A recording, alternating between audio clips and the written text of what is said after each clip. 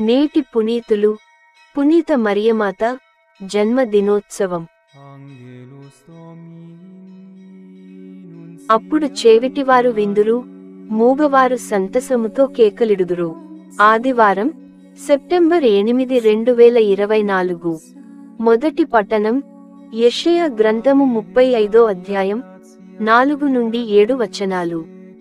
మీరు ధైర్యము తెచ్చుకొనండు, భయపడరుడు, శత్రువులకు ప్రతీకారము చేయుటడును, విరోధులను శిక్షించి మిమ్ము కాపాడుటడును మీ దేవుడు వచ్చుచున్నాడు అని మీరు నిరుత్సాహము చెందిన వారితో నుడుపుడు.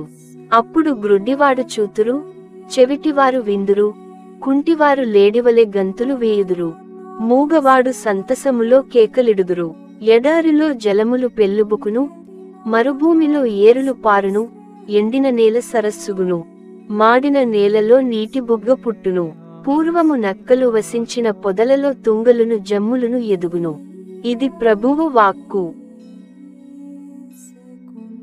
పేదలగు వారిని తన రాజ్యమునకు వారసులగుటకు దేవుడు ఎన్నుకొనలేదా?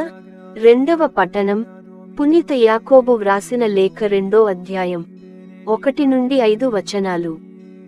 నా సోదరులారా, మీరు ప్రజల పట్ల పక్షపాతము లేకుండా ఉండవలెను.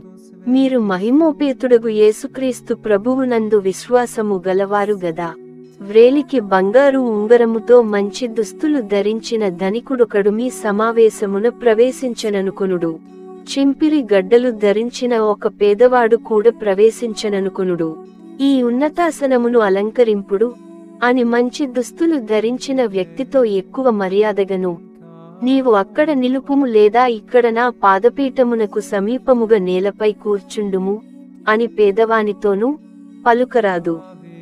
అట్లోనర్చినచో మీలో మీరు వర్గములు సృష్టించిన వారును, దుర్బుద్ధితో న్యాయనిర్ణయములు చేయువారును అగుదురు.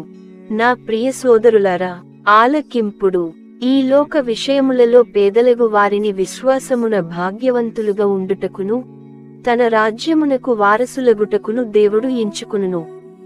తనను ప్రేమించు వారికి ఆ రాజ్యమును వాగ్దానమొనర్చెను.